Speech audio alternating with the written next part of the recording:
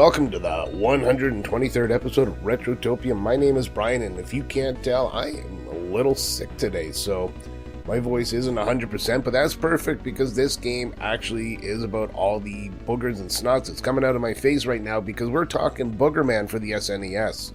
So very appropriate week to be sick and stuffed up. But if you're here for the game chat, head 25 minutes into the show and you should find it there. But before we begin, we got to get the plugs out of the way. So please, if you can rate this 5 stars wherever you get your podcast, it helps us grow. Also, if you want to find a link to anything I'm about to talk about, our social media, our merch store, our Patreon, our Discord, you can do so at linktree/Retrotopia. That's linktr.ee/Retrotopia. As I mentioned, also, we have a Patreon, which you can join for free. And with the free, you get to take part in polls, you get to chat with the hosts, you get to write in about the game of the week, write to the hosts of the 9-bit, in the 9-bit banter box. You get the extra show Quick Play, which is a short review series. And you get Retro Bites Neo with myself and Joe, roughly about 15 days early with an extra topic. We also have a hero tier, and if you join the hero tier for just $2 a month, you get everything I just mentioned, plus you get to select a game for the host to review on Quick Play. You also get another show called New Game Plus, and you get the After Dark, or pre-show banter that we just do to warm up before we talk. And you will also get a shout-out, which you can hear at the end of the episode, but if you are new, you'd get a shout-out at this point. Now, with that out of the way, it's time that we blow our noses and give you a chance to write into the host on what we call the 9-bit banter box, which is culturally elegant.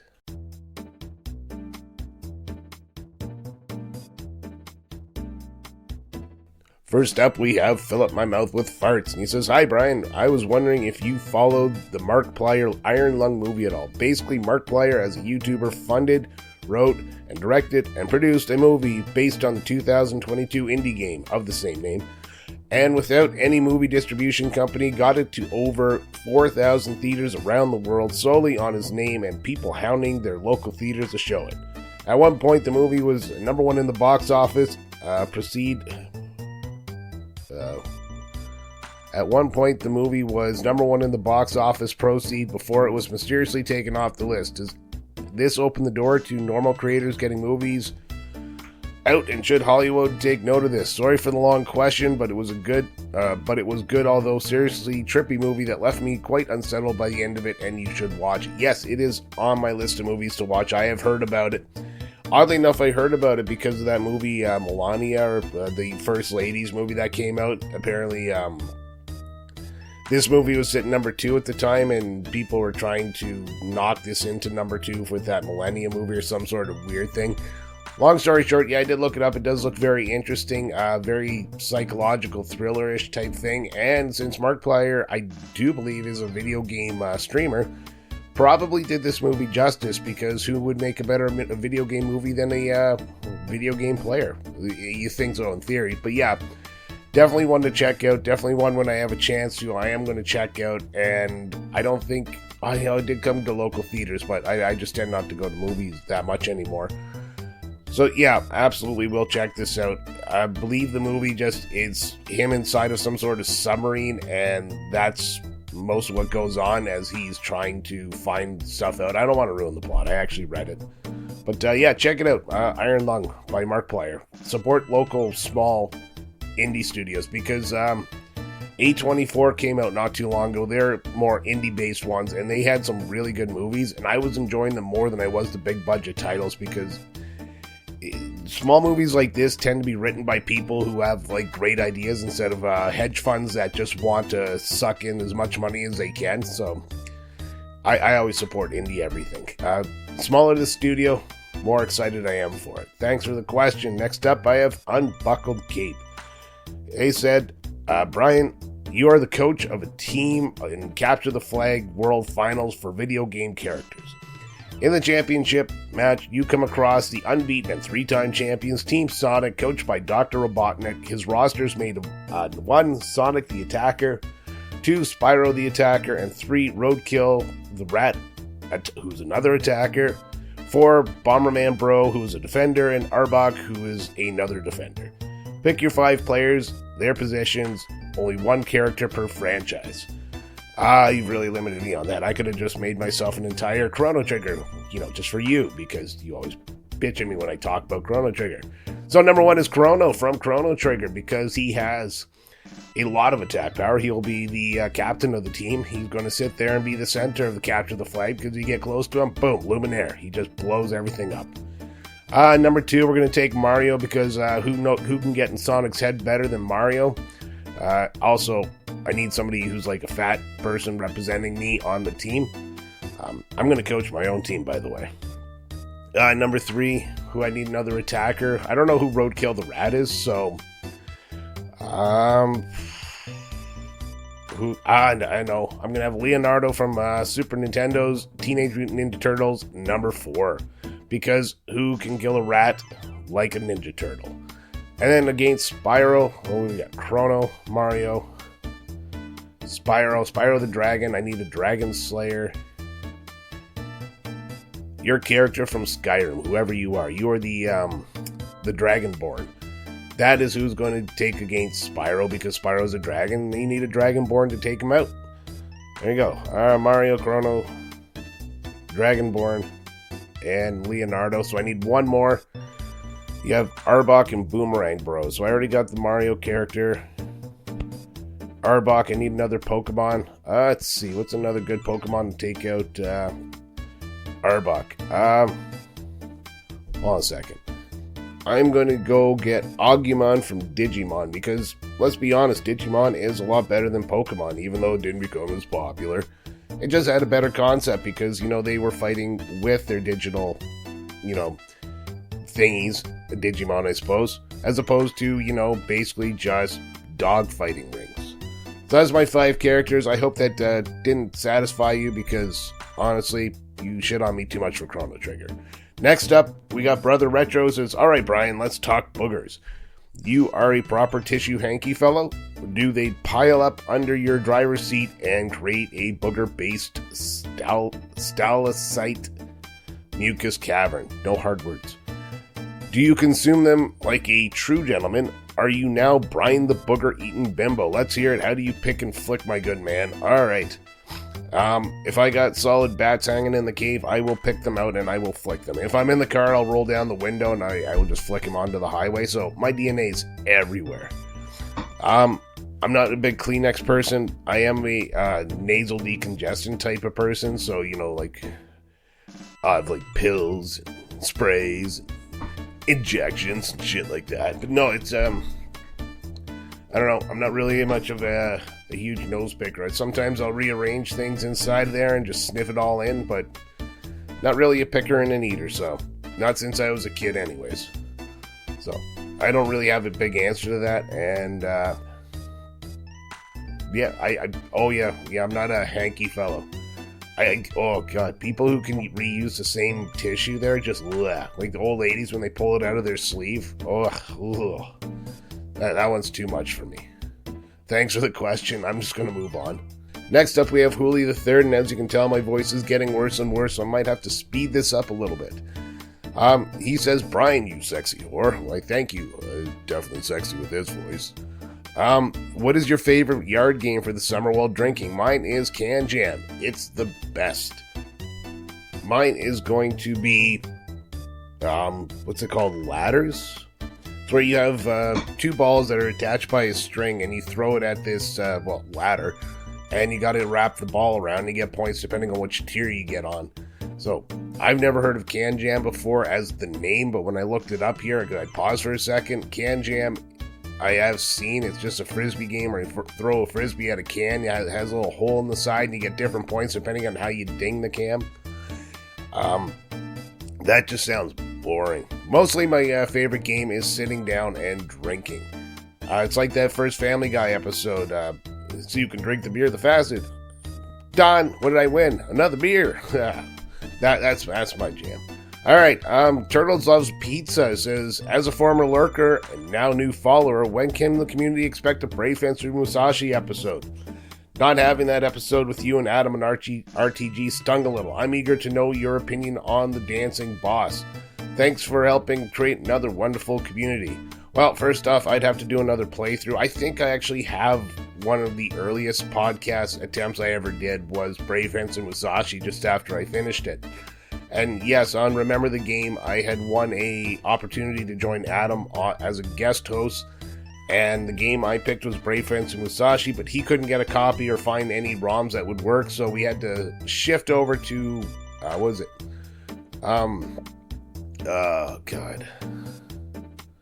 Dark Cloud. We had to shift to Dark Cloud, and he hated that game, and I got to sit there, and he just tore it apart, and it was just like, wow. Yeah. Anyways, I do want to do Brave Fence and Musashi, but I do need to do another playthrough, both because I want to, and because it's been long enough that the dancing boss isn't coming back to my brain, and might be just because my brain is full of viruses and stuff, and I don't know. Anyways, yeah, there will be a Brave Fence and Musashi episode one day somewhere. I'm still poking at Adam from Remember the Game to do a talk about it, and I think he's amicable to it, as long as he can get it to work. So hopefully you get what you want, hopefully I get what I want, and then we come together and we just dance. Thank you. Next up we have Shane's World. He says, "Hi Brian, are you a fan of anime? If so, what are you currently watching?" Well, I am a fan of anime, but I'm not like one of those uber fans. Like, I'm not Super Dave of the anime field guide. I watch anime casually, and I watch the ones that a lot of people think are just generic, like Naruto, One Punch Man, One Piece. That time I got reincarnated as a slime. I adore that one. Boruto, because, you know, I still want more Naruto, but even though that one's falling flat. Fairy Tail, stuff like that. The shonen, I think they're called. I tend to focus more on those. We do have Crunchyroll in this house. My wife is the anime watcher mostly. I'm just the anime, ish type fan. So she watches pretty much everything, and every so often I'll go on there, find a series, and just binge it and then move on. So that's about the extent of my anime watching. Next up, we have Jam Sandwich Yoshi 94 says, "What the heck happened to the tree in the Choose One, Lose One picture?" If you're on the Patreon, you'll notice that when I put the Choose One, Lose One graphics, I take a scene from the game, and this week's game is Boogerman, and in the first level, there are these trees with these absolutely creepy smiles. I believe we bring it up in the episode, but I don't know what the design choice was to have trees that just have the shit-eating grin on their face that's like way too happy for where they are, and they're covered in snot and stuff like that. So I have no idea. Just don't stare directly in its eyes. Next we have The Big Deal. It says, "Would you guys ever consider doing an episode on Super Mario Maker? I think it would be an interesting discussion, getting everyone's input from a fanboy's perspective, mixed with your thoughts as an inspiring game developer. I can't imagine you haven't spent some time with that game as a Mario fan, but it's something you have or should revisit now that you understand a little more about what goes on to making a good video game." Well, first off, I'm still learning what goes on to making a video game, let alone a good one. I will say one thing about this college course. I don't feel like it's really pushing me to get to the next level. A lot of the instructors, we're halfway through the second semester, and it's starting to feel like they're phoning in their lessons there, and we have one instructor who just talks at us, and we still don't know how to use the program that he mentioned, so it's a lot of YouTube videos just to keep up. Other than that, a lot of it's creativity, and I'm still struggling with that one. So thanks for the compliment, but yeah, we will get to an episode of Super Mario Maker someday. I do believe that was a fantastic game. I remember having it on the Wii U there. You had the screen pad there, and you would just use that to build your level. My big thing was always making the 10-second level. Like, you had to get there, and you only had like 0.1 second to get to the flag. Any mistakes literally meant that you would you'd fail the level. So anyways, yeah, just to let everybody know, if you hear cuts in the audio, that's me pausing to cough something up.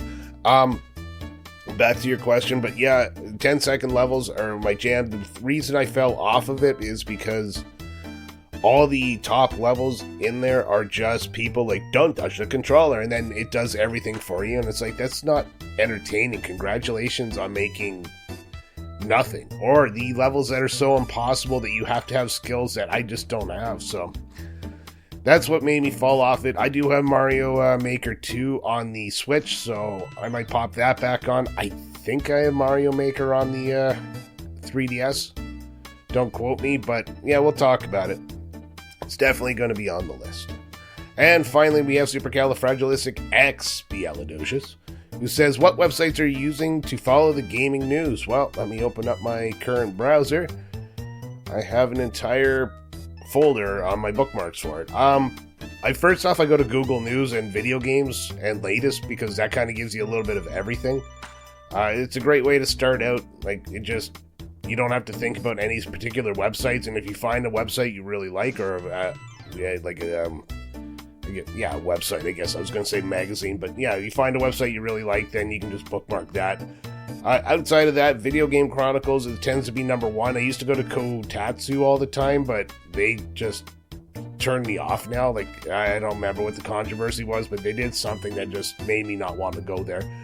Then I got the Game Rant. That'd be the number 2 one I go to all the time. Then the Gamer. GameIndustry.biz is good if you're looking more for the business side of stuff and less about the actual games.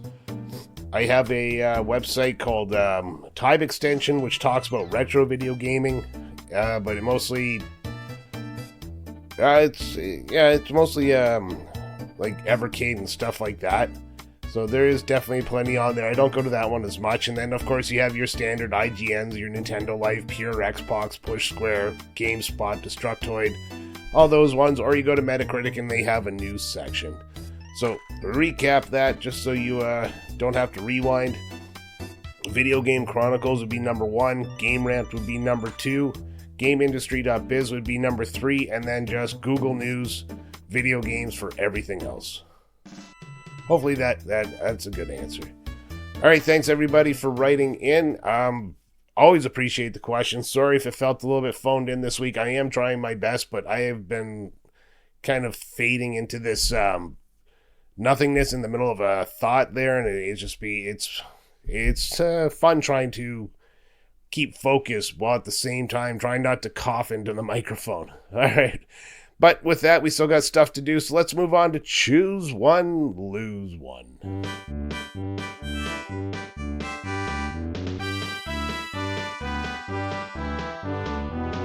Ladies and gentlemen, roll up and choose your power-up from the game of the week. You pick a power, we pick a consequence. It's Choose One, Lose One, the game where everyone's a loser.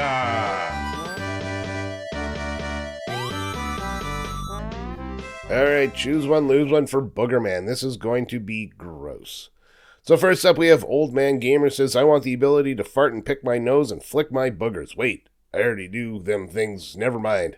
Well, you do have the ability to fart and pick your nose and flick your boogers, but unfortunately it is one of those tics that you get like when you have Tourette's and you can't help but like just saying random swear words. I know I'm underselling what Tourette's is, but I'm just trying to explain the idea. Anyways, long story short is you're in the middle of a big meeting there with the client and you're picking your nose and you're flicking the boogers on them and you're farting everywhere. You're getting intimate with the lady, fart. You had a big bar mitzvah there with a whole bunch of people around, fart. You had the quinceañera, you fart. Everywhere you are, you just always fart. And it's always the nervous farts, the ones that really dig into your colon there and grab that stench and it just blasts. So that is your punishment. Unbuckle Cape says, never played the game, but I'll take a stab at this. Can I go to sleep without being congested ever again? No. You and me are going to live this life the rest of our days. We will constantly lay down and all that mucus is going to coat inside of our nose and we're just going to do the honky sleep snore. So that is, I'm joining you on this punishment because that is our lives. Fill up my mouth with farts says, I want farting and belching and nose picking to be considered the highest of high society actions. It is, but you sir, are dry. You can't burp, you can't fart, all your gases quietly expel from your skin pores. It's just absorbed into your body and it expels. And you're considered low class because you're sitting there all polite and stuff. So, way to be. Next up, we got Brother Retro says, I want to be able to use my boogers and mucus as a violent weapon to ward off foes. Well, you can, because your mucus and boogers are now so full of viruses and COVID and AIDS and all those bad stuff that is considered biological warfare. If you use them to flick at anybody, you are currently in the gulag because you are considered the world's most dangerous person. They won't even give you a TV, and definitely no video games. Mr. Blobbertson says, I want to be able to achieve flight with my own internal gases after consuming a chili pepper. Sure, you can, but you're allergic to chili peppers now, so you have to decide, do you want to fly for free or do you want to fly Spirit Air? Personally, I'd still take the chili pepper. King Hooli III says, can I just be a booger? I would probably have more to add to society that way. Well, don't say that about yourself, buddy. You have a lot to add to society. We need people like you out there doing whatever you do, and generic statement, and go team USA, USA, all that good stuff. But no, yes, you can be a booger, sorry. Yeah, you can be a booger, and everybody likes to pick and flick you. So that's your life now, is you're just flying across the country, flick style. Oh, there's that cough. And finally, we have Jam Sandwich Yoshi 94 who says, I want a frog or to play Bomberman. You choose. Don't kill my frog. I can let you play Bomberman, but when you do, you're so distracted, your frog tries to jump into traffic, but keeps dodging cars for a while. You know what I'm talking about. He's the frog from Frogger there, and every so often he gets splattered. But he comes back because you still had credits left over. Alright, so that's everything from Choose One, Lose One. Again, I am still struggling here. I have a little bit left to go. Thank you very much. I'm going to take a little bit of a break now and let Alan take over the microphone, as he's going to give us the Gentleman's Interlude.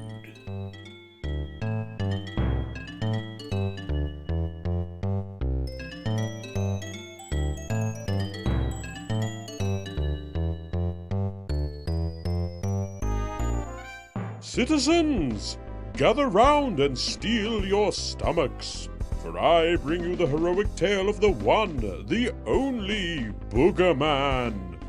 I was once mild-mannered billionaire Snotty Ragsdale, philanthropist, inventor, and connoisseur of fine nasal excavation. But when the villainous Boogermeister tore open a portal to Dimension X-Crement, unleashing a tidal wave of toxic trash upon the innocent, I did what any upstanding hero would do. I leapt into the swirling vortex of slime and emerged reborn as the caped crusader of crud. My glorious adventure first splattered onto the Sega Genesis in November 1994. Courtesy of the brave and slightly disturbed minds at Interplay Productions. The following year, in 1995, my magnificent mucal mission continued on the Super Nintendo Entertainment System. Decades later, a new generation felt the funk when I re-emerged on the Wii Virtual Console in 2008. Evil may fester, but Boogerman always returns. In my debut masterpiece, Boogerman, a pick-and-flick adventure, I soar, well, more like hop heroically, through perilous 2D side-scrolling landscapes of sludge and slime. From the bubbling bogs of the flatulent swamps to the perilous peaks of the mucus mountains, I battled grotesque goons with the most powerful weapons known to humankind: precision-launched boogers, thunderous burps, and seismic flatulence. Yes, my methods may wrinkle noses, but justice is not always fragrant. The masterminds at Interplay crafted a world bursting with cartoon chaos, vibrant sprites, elastic animations, and music that thunders like a heroic fanfare echoing through a septic tank. Beneath the outrageous humor lies a surprisingly solid platforming challenge, complete with hidden plunges for health, secret areas, and boss battles against titans of trash. Critics called me juvenile. I called it fearless commitment to theme. So remember, citizens, when the world is drowning in filth and foulness, when villains rise from the refuse of society, there is but one champion who will answer the call. A hero in green tights, a legend of lint, a warrior of waste. I am Boogerman, and justice has never smelled so powerful.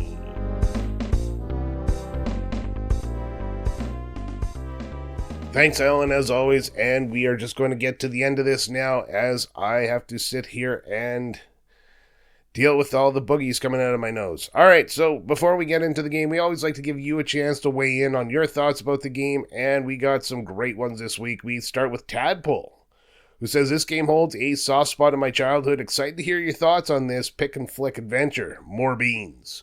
Well, you're going to have to wait and see if we met your expectations or let you down. Next up, we have Fill Up My Mouth with Farts. Says, this is one of those games where you saw the ads for it in the old Archie comics. You ask your parents to buy it for you, and of course, with a name like Boogerman, they say no, which is the extent of my experience with this game. I remember those Archie comics so much, and I remember seeing the ad for Boogerman everywhere, and I remember seeing the game on the shelf at the rental place, and yeah, I don't think I was just interested in it, because I don't know, Boogerman never seemed like one of those games that was going to be of high quality. But it is what it is. We got into it finally 20 some odd years later, maybe even 30 some odd. And next up we have Brother Retro says, I am so happy you guys are bringing this one to the table. I grew up playing the SNES version, so I'm interested to hear a take on the Megasys version if one of you took a look, or one of you took that route. Nothing left to say except let's pick and flick this episode straight to my ear holes. Yes, sir. Mr. Blobbertson says, what's the worst power-up in the game? Why is it milk? Oh, God, milk adds mucus to your character, and yeah, very fitting, very fitting. I do get mucusy if I drink too much milk. King Hooli III says, Boogerman, I guess I'll pick my nose because I have nothing else to add. Well done, buddy. And, of course, we have Shane's World, who carries that on, says, never played this. Give it a shot. Why not? It's free if you get a ROM. And the Big Deal says, I feel like I'm just letting my powers go to waste. Instead, I'd like my gross bodily functions to somehow better mankind. Use my gas for greater good. I feel like I did that thing again where I accidentally put a choose one, lose one in the game comments. I have no idea, but yeah. I'm just going to leave it there. I'm just going to own my mistake if it is a mistake. If it's not, great comment, because with a little bit of music, we're going to get into the game chat now. So if you held out this long, thank you very much. And we're talking Boogerman, developed by Interplay Productions, published by Interplay Productions, released on the Megasys in November 94, and later on the SNES in December 95. Thank you very much for listening, and we hope you enjoy the show.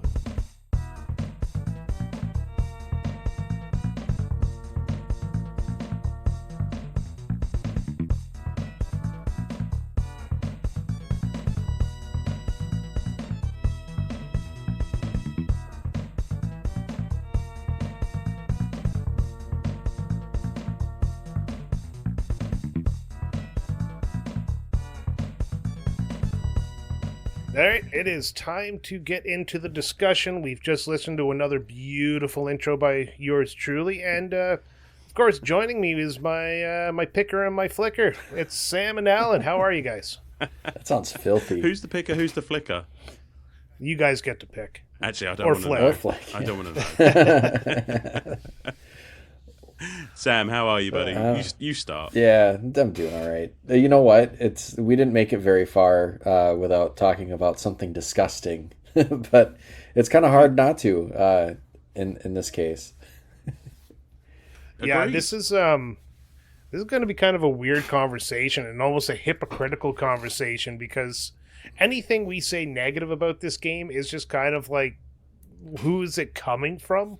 It's like so hypocritical. It's the only word I'm going to use to describe it. Are you suggesting, dear Brian, that this podcast is not the height of sophistication? Well, I do say it is, old chap. Oh, yeah, in which case I don't know what you're talking about. See, we are the haughtiest of individuals, and I can't even pretend. Like, I've still got this fucking cold, and I think it's on the way out, but it's very appropriate that we're talking about Boogerman of all things, while I myself am riddled with boogers. So I feel like it's funny because I'm method acting. Just before we recorded, I ran off to go use a nasal spray because my nose is clogging up from boogers. All you guys, huh? There you Sam? go. Man. What side of the pronunciation debate do you land on? Alan, do you say bogies at all, like in Harry Potter, like boogers, like I've heard? I go boogies. Boogies. Booger is not really a thing over here. Yeah. It's bogies. Bogies, yeah. Always bogies. So it does feel somewhat unnatural to say Boogerman. But I don't. But Bogeyman is kind of a thing anyway, isn't it? It's like the Bogeyman. That's a boogeyman. Boogeyman. Yeah. Ah, yeah. See, okay. Off to a great start. Off to a great start. We'll pronounce it the way we want to, but let's pronounce our history with the game. That's the word I'm looking for. What is our history with the game, Alan? When did you ever play this game before? And did you play it on the Genesis or the Super Nintendo? I played it on neither, Brian, just so I can be really fucking difficult. Pretentious.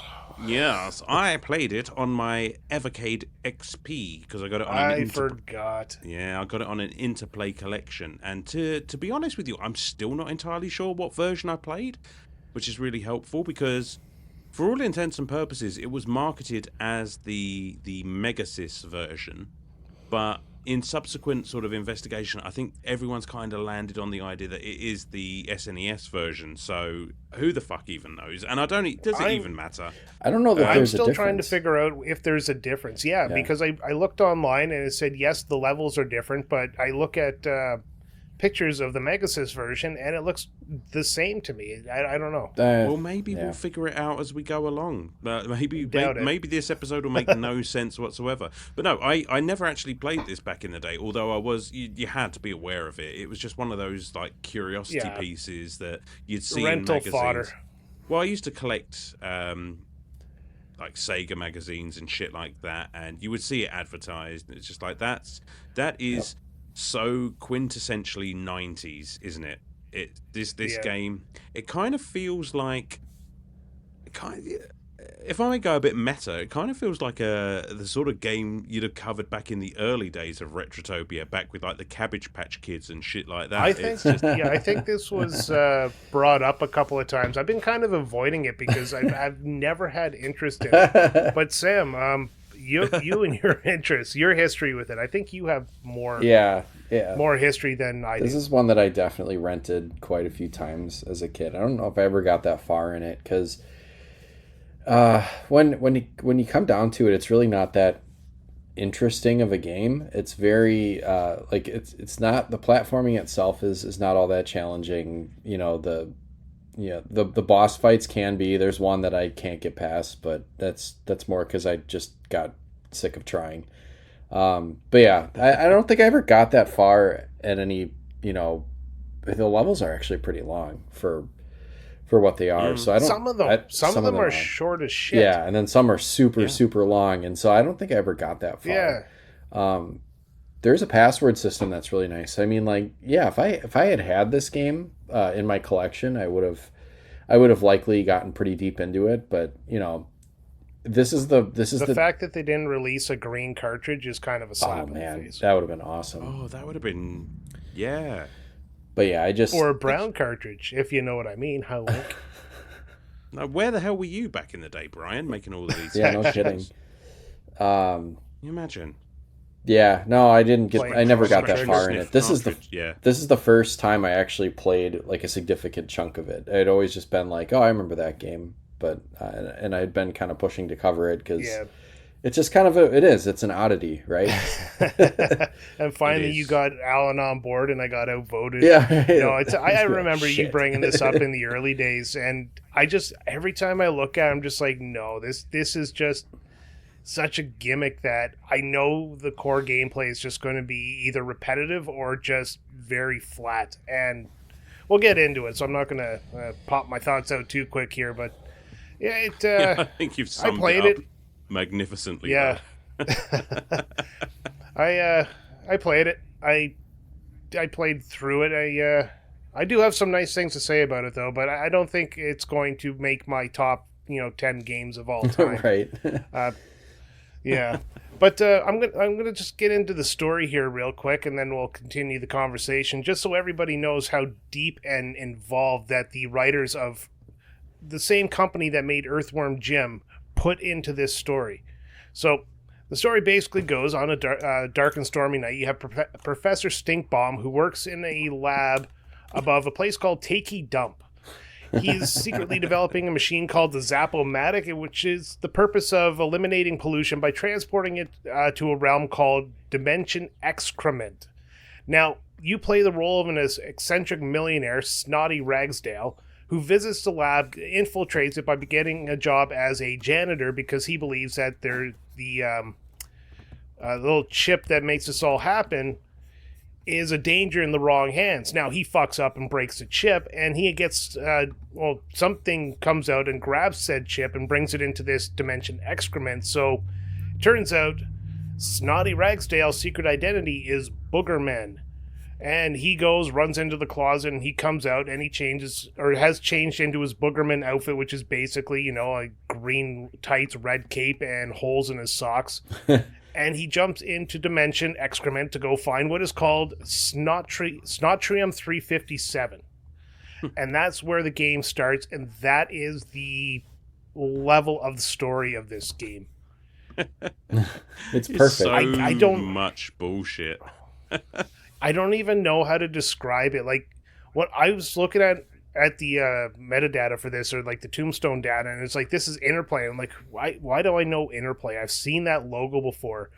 And first game that popped up when I looked it up was fucking Earthworm Jim. A classic. And this game is made by the same people who made Earthworm Jim, and it is not. Well, it's got that Earthworm Jim, like 90s cartoon gross out humor DNA. Like this could have been like on the edgier side of something you'd see on Nickelodeon or Cartoon Network at the time. Yeah, that's what I was going to ask you guys. Like, this came out in 1995. Was that not the era of the gross out culture? Absolutely. Yeah, like 100%. Garbage Pail Kids, the stuff Sam mentioned. Do you ever hear of a show called You Can't Do That on TV? Mm-hmm. No. Okay, that must have been over in our area where you say I don't know, and they dump the ooze on you. Yeah. Oh, I mean, we had plenty of shows where ooze was a thing. Sure. Well, this one was just kind of a popular show around here. The kids loved it. I'll send you a clip. You'll love it too. Anyway, so yeah, it's just, this was the time of the gross out culture, and just feels like a game that was trying to jump in on the trend, I guess. Exactly. Yeah, and you know what? I hadn't actually considered that. It is. Yeah, you're right. It is the same team as Earthworm Jim, and it kind of it feels like the offcuts of Earthworm Jim. It's just because I love Earthworm Jim. I have an episode of it, quick play somewhere in the archives, and it is a fantastic game. And it does have all of that gross out humor and everything, and it just looks magnificent. And this kind of feels like a poor man's version of Earthworm Jim, and just not as good, which is weird because you'd think it would be comparable, but it's really not. Yeah, with the experience they had with Earthworm Jim, like they could have used a lot of the same mechanics Earthworm Jim had, like use the snot as like Earthworm Jim's head, where you could use it as a whip to swing across stuff, but it just went for the gross out. You flick boogers, you fart, you burp. It just, I know, like, I know I said we're going to be hypocritical because, we just do fart and burp jokes all the time, but we didn't do it professionally. I mean, Earthworm Jim has more clever mechanics than this game. I think if you put them side by side, Earthworm Jim is, thank you for your service, Alan, because I would not have wanted to play Earthworm Jim to the point where we would talk about it on the show, because I'm not good at that game. It is a very challenging game. Oh yeah, no. It's brutal. But it has like more unique gameplay elements than Boogerman does, like with shooting the little pistol and using the worm as a whip and that kind of stuff. Like there's all kinds of goofy mechanics built into that game. This is kind of, yeah, like Brian said, I don't know, I guess a more run-of-the-mill platformer version of something like an Earthworm Jim. Yeah, it kind of feels like they had the idea of just, well, we want to make a game that is as gross as possible. So we're talking bogeys, we're talking farts, we're talking all of that kind of stuff. That's going to be the main gameplay loop. We'll figure out the rest later. You know, it's just like they just set out to make the grossest game that they could think of. And that was more important than anything else, I think. And that's, I don't know. Like, I kind of wonder if they have some sort of underlining theme that they're trying to go for. Because the whole concept is you're in a world where we're dumping our pollution, our trash into. So the only thing you really find in there is a whole shit ton of boogers. And then you go through like a poop level, which I'm pretty sure it's a poop level because there's a lot of brown in that one. Yeah, there's some gross, just like nasty looking stuff in the background. But then also like every level has a quote unquote secret area that is, you know, you flush yourself down the toilet and there's like extra items and stuff down there. Yeah. Yeah, that's, oh God. So, I mean, we're on levels right now. Let's talk about the levels. I mean, I will say one thing about this game, and this is the positive point I was talking about. The animation of Boogerman himself, they got a lot of good animations on him. Like, this studio really did know how to create, like, characters that moved really, really well, and very cartoony-like. So, throughout the level, when you go down the toilets and stuff like that, or when you start a level, or you're jumping, or you're flipping, you're flying, you're flopping all over the place, or you're flicking your boogers, like, it's good animation. But the levels themselves are so boring. Honestly, it's the same gameplay loop. You're either zigzagging all the way to the top, or you're zigzagging from the top down to the bottom, hitting a few toilets to go to the sewers on the way. I will say one thing about the levels. Yes, they do get repetitive. I mean, at least graphically, they're good to look at. Like I mean, obviously they repeat assets and stuff, so it's, you know, you can only see the same combination of shit, literally, you know, so many times before you're like, all right, this is kind of boring. But if I could say one thing, I think maybe there's not enough interesting going on, so they kind of pad it out by having long levels. There's like, I think the first section before you get to the first boss is like 4 levels long, and they're actually fairly long levels. And it just is like, by the time you get to the 3rd or 4th one, you're like, all right. And the game can be challenging until you get kind of the feel of how Boogerman moves and what you can do to defeat the enemies that are around. So once you kind of figure that out and you just kind of take your time through it, you know, it's like, it's really not that difficult either. So it's like, all right, it's kind of boring. It doesn't really present much of a challenge if you're playing it carefully. And so then it's just kind of a lot of bland. Yeah. Yeah, like none of the enemies that come at you in this game come at you with intent. They follow a certain pattern, and once you realize what that pattern is, you get hit mostly accidentally. And I found, like, more often than not, I got hit because of bullshit mechanics or physics, because you would try to jump on the branch of a tree, and you'd float right through it, even though the next time you try to jump and you land in the same spot, you land on top of the tree. It's like very, very floaty, very unfair when you are on a higher cliff and you're jumping and you're trying to jump to a branch and you make it 1 out of every 5 times. It just fucking annoys me. Yeah, I was gonna say floaty. Mm-hmm. That is the general and overall feel I had while playing this game. And I mean, to go back to your point about the animation, I do think that this game is very well animated and all the character movements. I mean, it is very, very cartoony, and it does look like a cartoon. I like the way that everything moves in this game. And, you know, sure, the backdrops and everything are, you know, pretty varied and interesting to look at. I kind of hate the art style. And I know that sounds weird because the art style and the animation are two completely different things. Like, I like the way it moves. I just hate the way the characters look. I just think they look dumb. And when you look at something like Earthworm Jim, it is very well put together. And this kind of looks like I drew it. It's not great. And my main problem with the actual levels themselves, I mean, it's a fairly basic platformer. Nothing, no frills, nothing, too groundbreaking going on here. But the majority of the time I would take damage is because this game does something really strange, whereby Boogerman, rather than sort of occupying the center of the screen while you're moving, he's sort of in the quarter nearest to the direction that you're going, if that makes sense. Yeah. You're offset and closer to the edge of the screen as you're moving, which gives you almost no time to react to anything that's coming on screen. I don't know why that is. It's a very weird design choice to not have the screen move with Boogerman when he's centered. I think that just really pissed me off. Yeah, that's part of what I needed to get used to once you're kind of used to that feeling of disorientation as you're kind of moving around, that the game kind of moves differently than what you're used to. That's part of the challenge. It's like one of those things, like once you figure it out, you're good. Yeah. Well, there was also, like, you're climbing those snot rockets there. They're hanging from the ceiling like your vines, and the long ones there, you don't climb up it, you just slide down it. You have to jump up it. Yeah. Far too often I would jump up it, and I would, miss one, and I'd fall all the way back down to either the beginning of the hanging snot, or I'd have to, land on the ground. And sometimes you had to work your way back up to that level, and it's just, it's...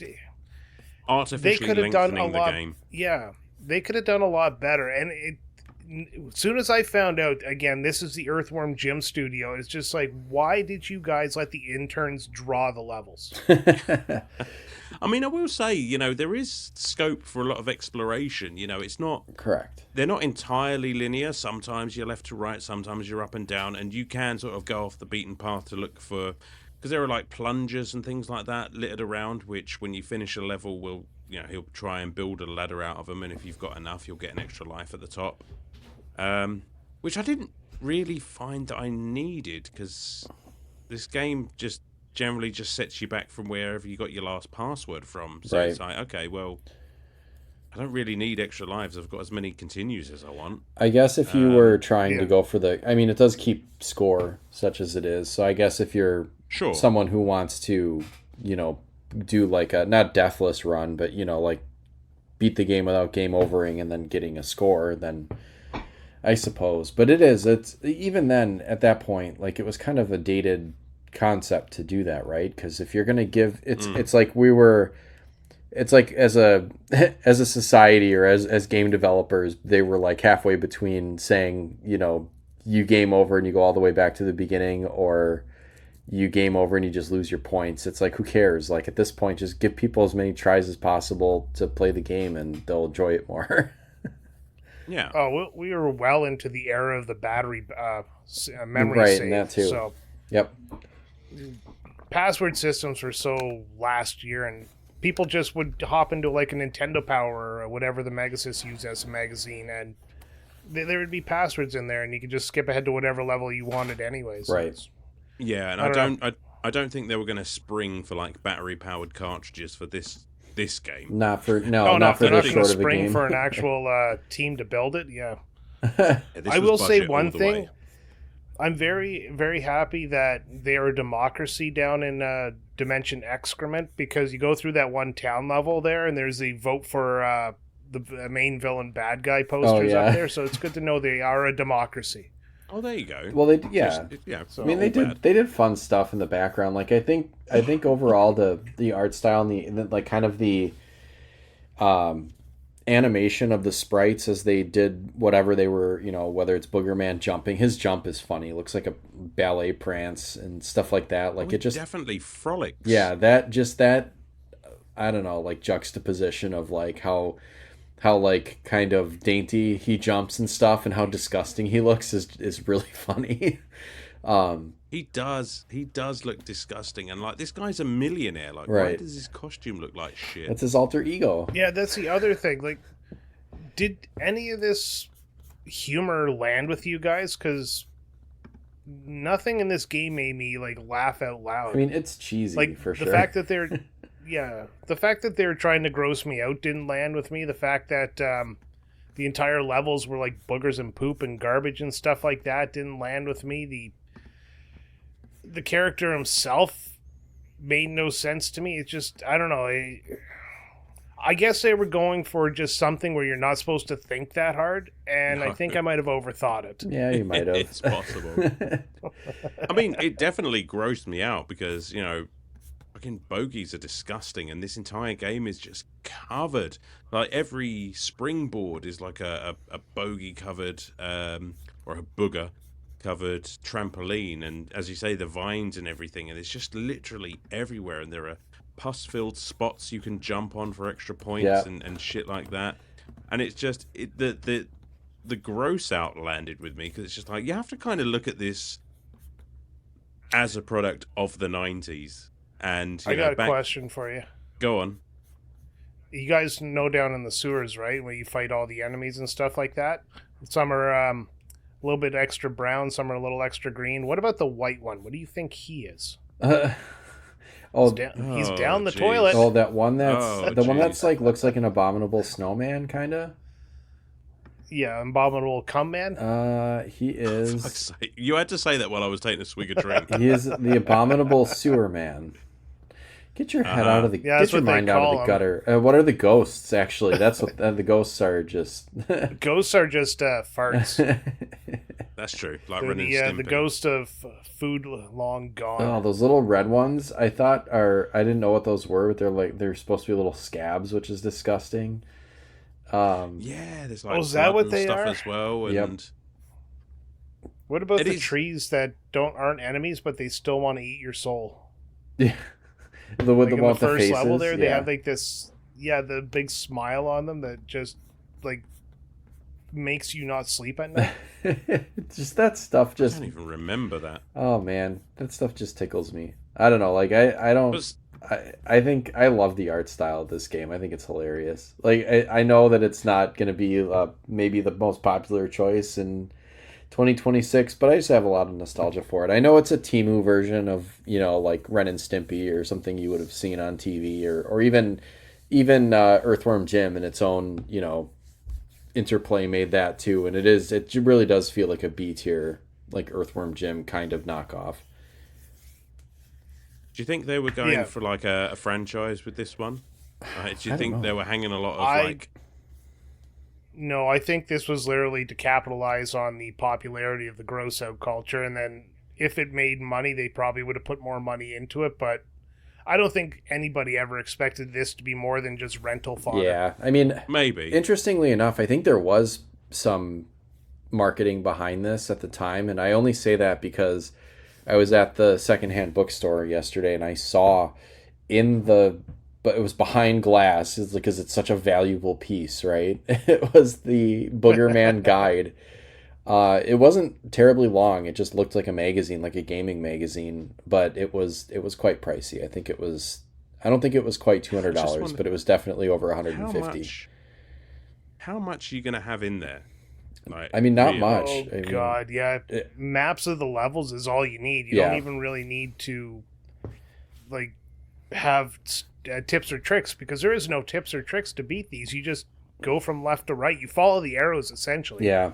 All the levels have, like, pointing arrows to show you which direction you need to go. So you know if, you get lost, you just find one of those arrows, and then you start following them again. That's true. I guess if you wanted a map to show you where all the plungers are, and it might tell you how many plungers you need to, like, actually reach the life, because I think there's more plungers than what you would need, but there is definitely a set amount that you need to collect in the level to get all the way to the free life. Also, there might be some tips and tricks on the bosses and stuff. I don't know. I'm just spitballing at this point. Yeah. I did not go find the store clerk and ask them to open it for me so I could look at it. Can you imagine if it was scratch and sniff? Oh God! Just like God, like the Earthbound. Yeah. Let's talk about the enemies. Let's talk about the bosses. I'm gonna let one of you guys go first. Like, what did you think of the bosses? I mean, they were, for the most part, fine. They were pretty formulaic. I actually, for the most part, they were easier than I thought they would be. Like, I didn't have...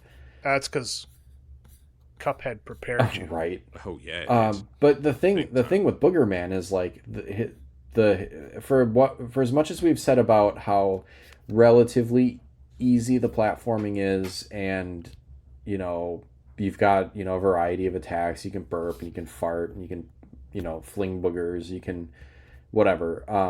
I think the hitbox is a little fucked sometimes. So that... Oh, God, yeah. That makes things... it makes the bosses a little bit more difficult. Makes things so that you have to kind of do some very precise... I mean, there are definitely patterns. Yeah, the second boss, so I literally dropped my controller and she couldn't hit me. Like, I had to Right. pick it up in probably a good, like, 3-4 seconds, and she shot those lightning clouds, and they kept missing me, and then she would, like, throw something, it would go over my head, and I didn't find the first few bosses that hard at all. No, I think there's even one. I think it's Revolta. If you stand all the way to the left or right of the screen, she can't hit you with anything. That's the one. Yeah, that's the one I'm Yeah. talking about. That's, like, literally the one that, yeah, I was in the middle-ish, and just dropped the controller because I was getting tired and lazy, and she fires her cloud, which shoots lightning out at it, but only at a specific time, and it would float over my head and then shoot the lightning out and miss me, and then she would throw something, and it would fly over my head, and it was just like, I don't even need to try. I'll just sit here and hit the booger button and throw a booger at her so that she gets hit whenever her hitbox reactivates. Oh, I yeah. mean, Which is another... A couple of them gave me a bit of trouble, but the problem with this is I like that they're all very unique in design, but they're not at all unique in the mechanics, because, I mean, by and large, there's like 5 different bosses? Yeah. Like 4 of them are the exact same mechanic. You've got a platform on one side, a platform on the other that you can hop up onto, and... Yep. They have their special attacks. You just fling boogers at them, jump over to the other platform, fling boogers at them, and it's the exact same boss mechanic. All right, their projectiles might be slightly different, but with the exception of Flyboy, which, again, was just that kind of left to right, you know, wait until he's open, hit him, and rinse and repeat. You know, it's the same boss fight over and over again, just with a little bit of a tweak. Yeah, it was whichever boss you're on. It was kind of funny. By the time I got to Flyboy, I think I beat Flyboy on my first try, and I was like, "Oh man, this one's gonna be tough," because I saw Flyboy and I was like, "Oh shit, this one flies. This is gonna be a pain in the ass." Yeah. Yeah, but if you just get up in his face and just Exactly. he can't hit you. Yeah. He cannot Yeah, hit and that's you. that's the thing with all of them is, like, you can easily jump most of their attacks. They're really slow, and then they repeat their patterns so often that, I mean, getting hit was more of an accident than it was, like, enemy difficulty. Well, you say accident, but I think it goes back to what Sam said, which I completely agree with. It's just, it feels like the hitbox drags behind you by about a foot when you are trying to get out of the way, because I was taking hits when I was on the move, and it was just like, there is no way, like, especially for like Deodorant, who would come up from the ground, and I'm just like, there is no way, I'm nowhere near him coming out of the ground, and I'm still taking damage. So Well, maybe I didn't notice that. Exactly. I didn't beat Deodorant. I mean, that was such bullshit. Yeah. And again, I don't think it's your fault. No, it's not. It's the game's fault. 100%. I do. I'm gonna be on the opposite side, the opposite shoulder, and completely blame Sam for this. I mean, you are at fault for this entire game. I mean, it's not for lack of trying, and luckily, the nice thing about it is this game did have a pretty decent password system.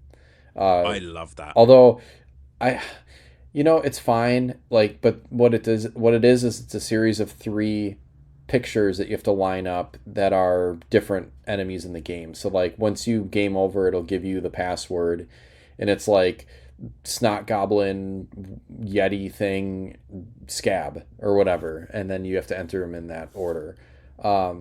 I think I would have preferred just like a short alphanumeric password, just because they're easier to write down. Like, how do you write down what, back in these days, like, I mean, the answer is easy now. I just took photos on my phone of what the password was, and then I just went back to it. But like back in the day, you'd have to write down like crusty thing, like snot goblin and I don't know, toilet man. I had not thought about what it must have been like back in the day. That is a fantastic. Would have been so what would hard. You do, like sketch them, right? Like, draw them, right? You'd have to like write down what you thought they were, and it's like, whatever. There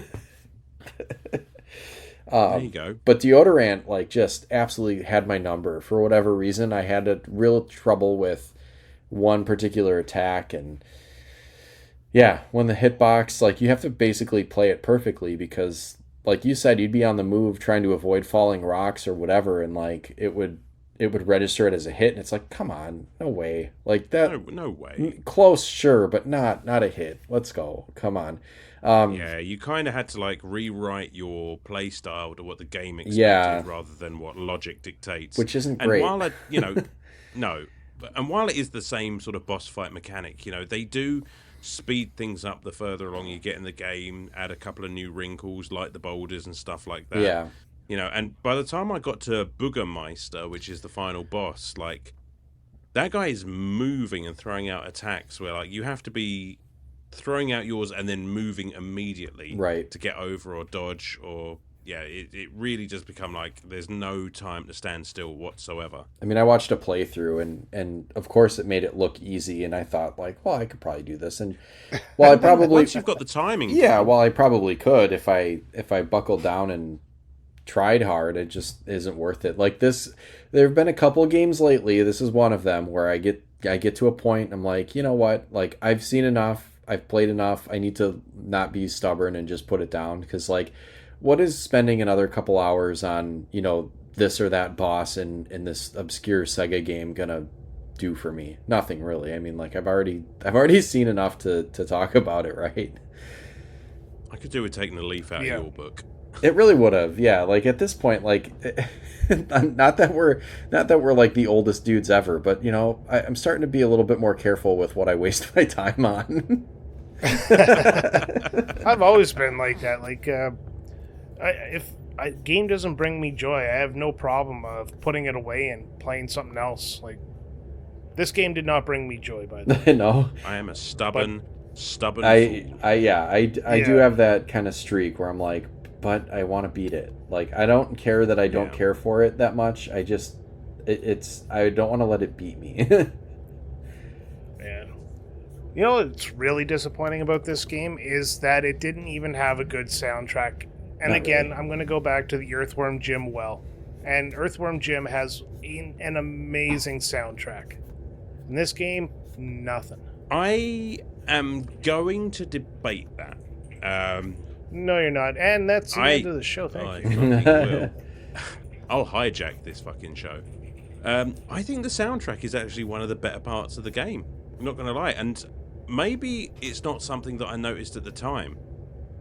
But I took a little stroll down to the shops today, and I thought, you know what? I'm going to listen to a bit of Boogerman music on the way, and just see, because I just needed a little bit of refreshing, because we played this like a good couple of weeks ago now, and admittedly the Megasys version is the better soundtrack, but the SNES is no slouch either, and it's It was like that meme, like the reels you see when somebody comes up to somebody in the street and it's just like, hey, what are you listening to? And she's like, oh, the Boogerman soundtrack for the SNES. Like, that would have been a tough one to explain. But it actually slaps. There's a lot of gross noises sort of mixed in there, but there's a lot of like good bass and funky tunes, and it's just like, I wonder if the person who made the soundtrack to this game actually knew what the game was he was making it for, because it sounds like he put in a lot more effort than the game warranted. Like, I encourage you, go back and listen to the soundtrack, and you will change your mind. I think it is. You wouldn't have noticed it at the time, but I think it is pretty good. It is actually, it is better than it has any right to be. It's very funky, very bass orientated. Yeah, I'm thinking of the main. I'll listen to it again, but Yeah, I don't remember any of the songs jumping out at me. That first, like when the title card comes up for that first level, and you hear that like boom, boom, boom, boom, boom, boom, boom. It's like, oh, okay, this is like, yeah, this is very, I don't know, like I have a lot of nostalgia just for the soundtrack. Just feels very, I don't know. Do you ever squelchy 90s gaming? Yeah. Do you ever play like Day of the Tentacle too? Like that gives me that kind of. This game gives me that same kind of vibe. I've been dying to play that game, actually, Day of the Tentacle. It's a LucasArts one, right? It really, yeah, it is. Not to go too far off the topic. Ooh, it's good. I know Brian's glowering at me right now. I can't see him, I just know he is. No, I'm actually at the bottom of my list now. Oh, yeah? Yeah. But, yeah, I like a good point and click. Maybe we should... there we are. One per episode. There you go. Well, I don't know. We're doing our planning session next After Dark, so... Yep. We'll go with that. We got to add some point and click then. But before we get into the big wrap up here and get Alan all tucked away and snuggled for his booger's dreams, any final things to bring up? I mean, not really. I mean, it's not the deepest game in the world. You know, it's a fun little curio, and that's about it. I will say, absolutely fuck those exploding bosses all the way to hell and back. Oh, no, do you know what? We didn't actually talk about any of the pickups and collectibles. Yeah. Not collectibles, but the power-ups. Yeah. And do you know what I really thought was a fantastic idea? Was the cape. Yeah. Which served as Boogerman's like health bar, and I thought that was once I realized what it was doing, I didn't mind it, but I didn't know it was my health. I thought that fart meter up in the top right was my health. Yeah, if you don't Which know makes that, sense, you know, yeah. If you don't know that the cape is like your health, the hits that you take and when you die really feel arbitrary, and I don't think I got it as a kid. So I was just like, sometimes I get hit and I die, and sometimes I don't. Yeah. I mean, so for anyone who doesn't, obviously hasn't played the game, like you start off with a red cape, and like I think you can sort of get health ups that will have it flashing, which basically means an extra hit. Yes. But then as you get hit, it will cycle down to yellow, and that's basically your warning. Take one more hit, and you're dead, basically. And you will. But I just thought that was a really nice little visual trick to show the health, because there is a lot going on the screen. You've got your booger meter, you've got your belch meter, which I guess also serves basically your gas, because it comes out of both ends, which is quite amusing. Yeah, if you press down and then the gas or whatever fart or burp button, he just like you can hold it, and then he'll like his butt will get huge or whatever. Like he's really gonna crank one. That made me chuckle. I love that, because then there were certain, especially towards the end, it was kind of an easier way to get through some of those levels. If you had enough of the fart gas, you could blow like holes in these boulders that are blocking the way, and you can kind of take this underpath that was a little easier and had some more items in it. But that was, I didn't know. It was so fun. Like you could, even in the first level, there's a secret area where there's some boulders blocking your path, and you can just like rip the biggest fart, and it'll blow up the boulders. My question on that front is: did anyone find the power up to that basically turned those burps and farts into fireballs? Yes. Are you talking about the one that can make you like fly up to the next level from farts? That's a fun one too. I didn't actually find it. I saw it on a playthrough, because again, I just needed to refresh my memory. And this guy was like burping out fireballs and like farting out fireballs and making short work of the final boss. And I'm just like, well, where the fuck was that? Like, I saw what they're like almost like clouds of bogeys that you can pick up. And what were the other? There was beans for your gas meter, boogers for your mucus meter. So the milk. You had milk. You had milk for the loogie, which is awesome. So it's just like it's like a booger attack, but it flies straight out instead of like an arc, like you're flicking it. And then the chili pepper. So fucking gross. So the chili pepper allowed you to do the fart flying, and then it also gave you the fiery burps and farts. I don't think I ever found that in my entire playthrough. You didn't? They were around. Yeah, the chili pepper. You run into them once in a while. Yeah. Well, I never remember. That being said, though, I mean, I don't think I used. It's possible that I got it, but I wasn't using the farts and the burps all that much. Like I was a picker and flicker all the way. Yeah, I found. Yeah, that's what I used the most. I found that like if you were to get a power up that took away your flicking ability, then I kind of had trouble with it. Where it was like, okay, now I'm used to flicking the boogers, so I know what to do. Like, I know how to stand. That's it. You know, I know how far to stand or how far I can jump and lob one. Like, because it had that arc, right? Yep. You know, and you got used to that, the distance. And those little bouncing booger enemies were the toughest in the game, I think, because like you could jump on them, but again, the hitbox is a little fucked. So that they were hard to land on. That hitbox was sometimes there and sometimes just I don't know, half a screen away. Like fucking hell, those things are a ball ache. Yeah, they were by far like the hardest enemy in the game, and like I'm sure they weren't really meant to be because they're all throughout the game. It's just like you wouldn't see one and that would just be bouncing along, or like, you know, you'd have to make like a split-second decision, like, do I try to avoid it or do I try to land on one? And every time if I was like, fuck it, I'll try to jump on it, I'd end up getting hit, and it was like just yeah, because that again was another. There are quite a few attacks in this game. Like, I don't think we mentioned that you could literally just jump on things' heads, like you said, and it's just like, well, I don't know why I was so sure that was going to like injure me when I did it first time. It's just like, oh no, okay, that's a valid attack as well. Well, it's just like I'm just going to do that half the time. Then it's kind of interesting when a game gives you, you know, other methods to do like ranged attacks. You know, typically like I wouldn't think to jump on something. I mean, unless you read the manual, it's like, well, you can jump on them or you can do this or that. Yeah, I didn't.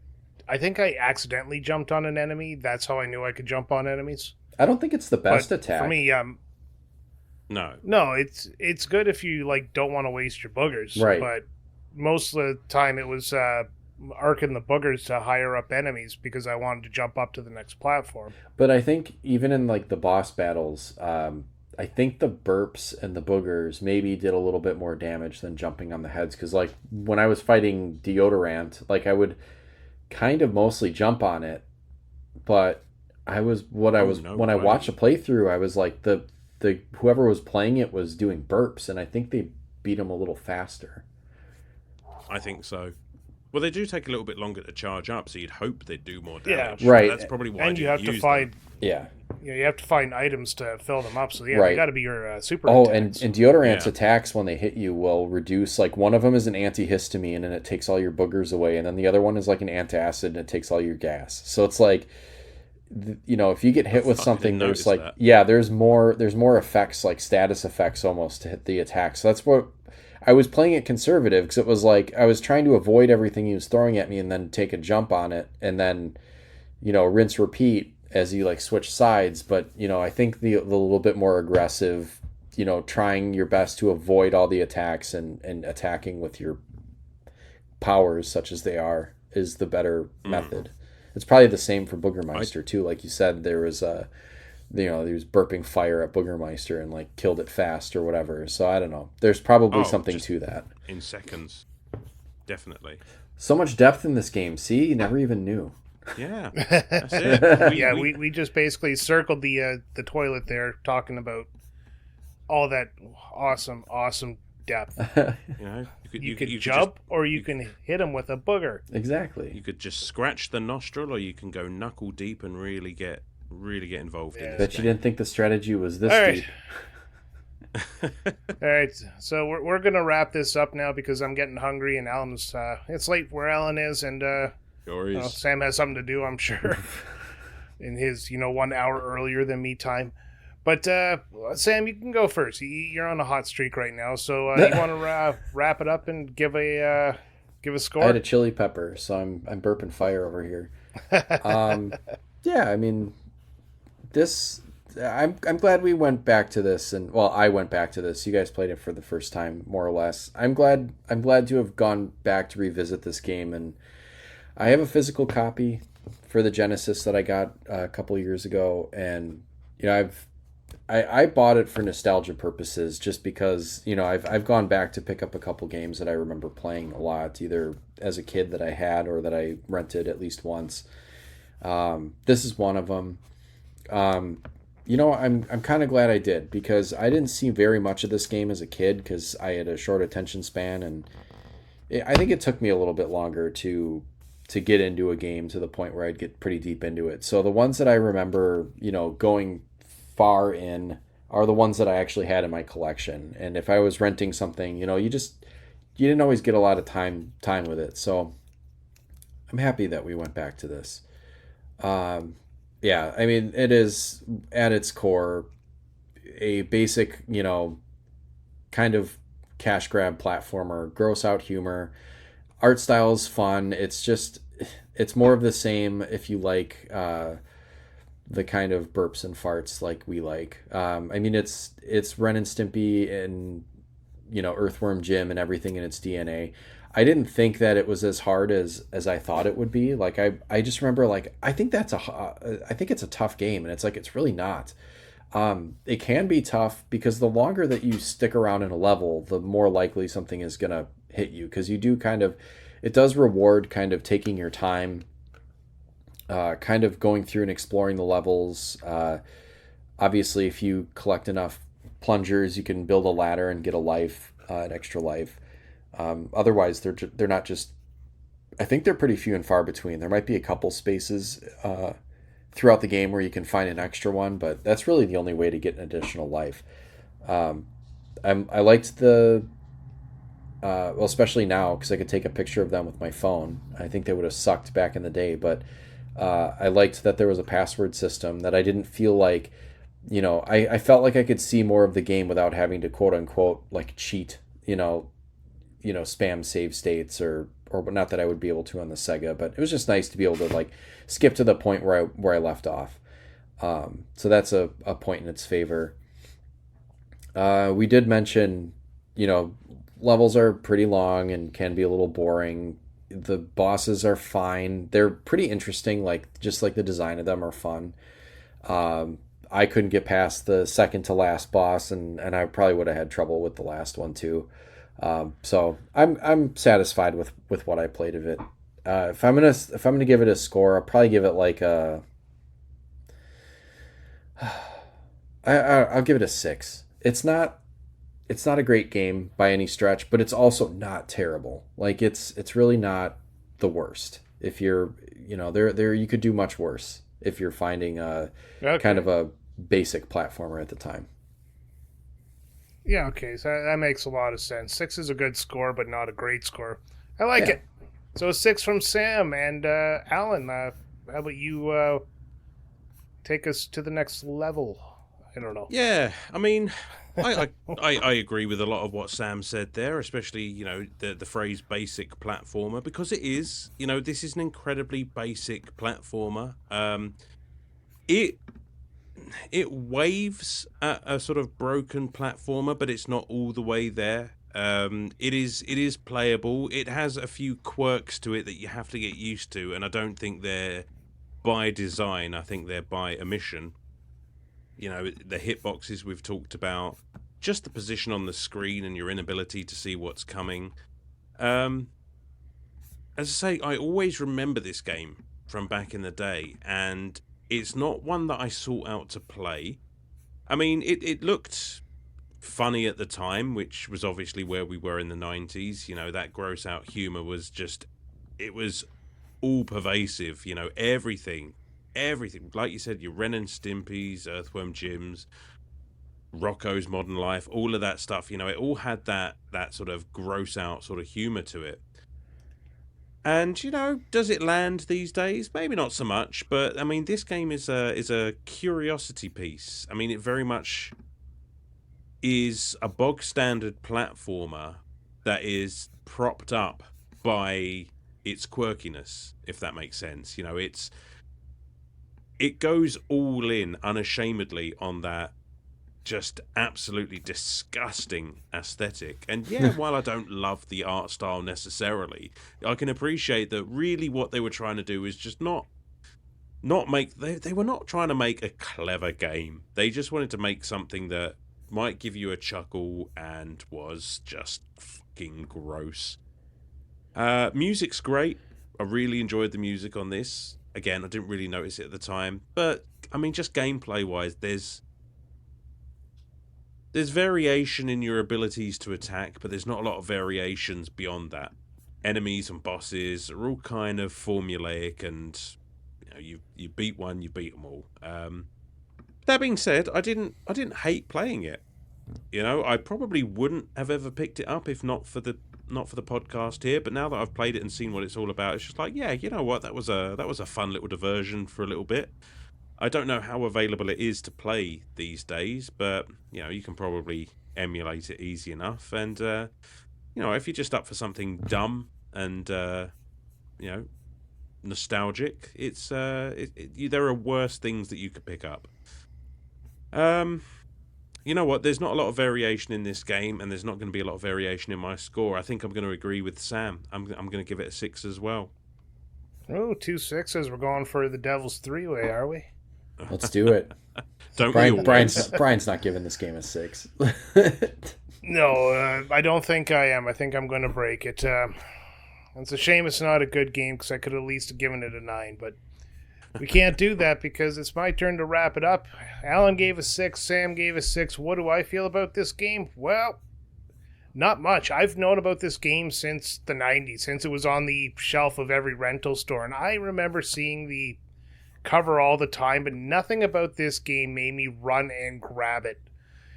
It's always just been gross humor to me, and I guess that's fine. Like, during that time, that was fine. That was what was in. Gross humor was the big thing, and Sam mentioned it, Ren and Stimpy. I loved Ren and Stimpy, and it was just the same type of gross humor that this game portrays. And playing it now in 2026, I don't think the gimmick really carries the game, and the gameplay is not strong enough to make it a great game. So neither of those, if you're not nostalgic for this game, are really going to make it special. So it really was a novelty act back in the day, and it still is today, and people who have fond memories of the game probably have it for the reason of the grossness of the game. It doesn't stack up very well against some of the platformers that came out on the Super Nintendo, so there's a reason why this one was never taken on the rental store. It's because there are better games. Like Earthworm Jim is a better game than this, and it's made by the same company, so if I had to recommend it, I'd just tell people to go play Earthworm Jim instead. The levels were long, or some were way too short. I finished some levels in under a minute, and other levels I had to circle the level a few times to figure out where I was going. The enemies are okay. I've never found like any really big challenge. You flick boogers at them, you're good to go. Some enemies take more than one hits, but not very often. The bosses, yeah, there was some challenge, like the ant guy. There was some challenges there, but I didn't notice the hitbox thing you guys were talking about, so maybe I just was lucked out and I never got like dicked over that way. So it was a mild challenge. I didn't finish the game. I didn't even want to take on the final boss. I just kind of stopped at that point. I do like the graphics. The animations of the Boogerman himself and the characters are kind of... I really like the amount of effort that was put into that. You can see where the Earthworm Jim influence was. I didn't notice the music being good, but maybe I was playing with the volume down too quiet or something like that. I'm going to listen to the soundtrack again, so I'm not going to ding any points on the music until I give it its fair shake. Which it deserves, because, yeah, there is some nostalgia behind this game. As for the humor working in 2026, no. Maybe I've grown, or maybe I've moved away from that type of gross humor, but for me it just doesn't land that well. Playing it for the first time in 2026, this could have been great 90s humor, but for me, I have no nostalgia for it, so that's where I'm going to land on that one. It's also a game I'm never going to play again, so this is not something I'm going to casually pick up to play just to figure out anymore. It's a one and done for me, so I've played it, and I probably will never play it again. So I don't even see any value in the replayability of this game, and I guess my final verdict is simply going to be that Boogerman it's a game to play if you really have nothing else to play and you're just kind of curious about it.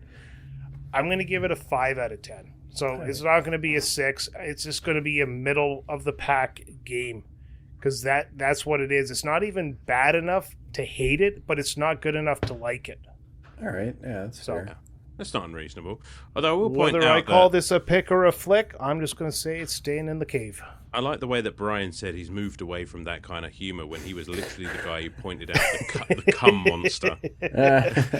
Well, that's no. Actually, I like the way this game is not hitting me with its humor after that whole fart clip I did a few episodes right.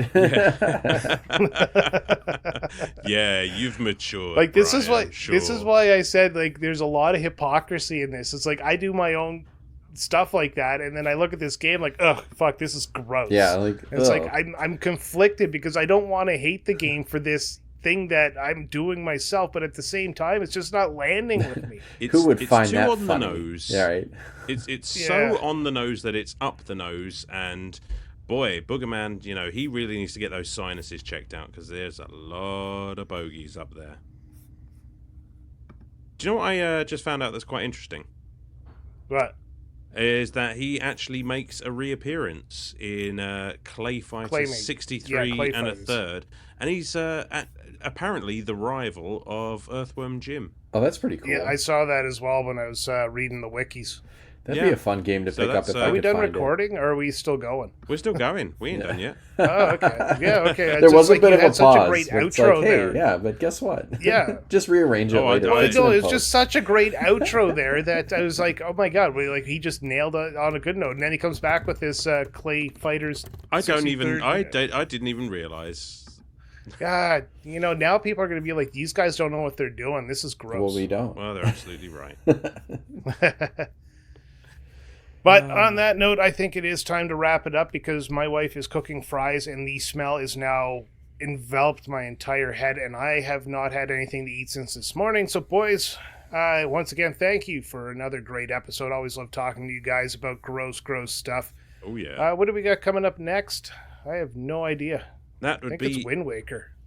I think it's True Lies next. True Lies. Oh, it is True Lies. Yeah. Finally. Oh, thank God. Finally getting around to True Lies. Yeah, okay, so we got True Lies coming up next. Alan, do you have a better outro than your last one, or are we just going to cut, like, Sopranos and just end the episode?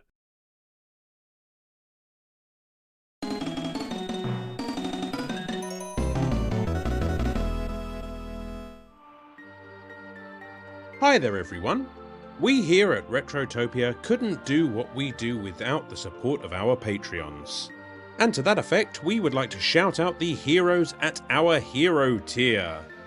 So a huge Retrotopia thank you from all of the hosts here to Guy Who Does Things, Joe Frigger, Shadowblaze511, Dan Torma, Brian Heng, Sharkbite, Brian Spritzer, Ovindley, Shane's World, Brother Retro, H, Raging Demon, Old Man Gamer, Game Genius, Dylan Jacobson, The Big Deal, Mr. Blobbert Blobbertstein, King Hooley III, Calin Higas, Radmac, Fallen Snow Kiku, Stud Still Smash, Sergeant Ombre, Big Brown Dog, Jack Datchler, Unbuckled Cape, Wildcard, Super Dave, Sir Busts-a-Lot, Big Kid 782, David Hendley, Chris Kaplane, J Nasty 15, Because 19, Randy Berridge, Makeshift Money, and Andrew Wright. So thanks as always for your support, guys. It truly means the world to us and means we can keep doing this little thing that we love so much. Game on.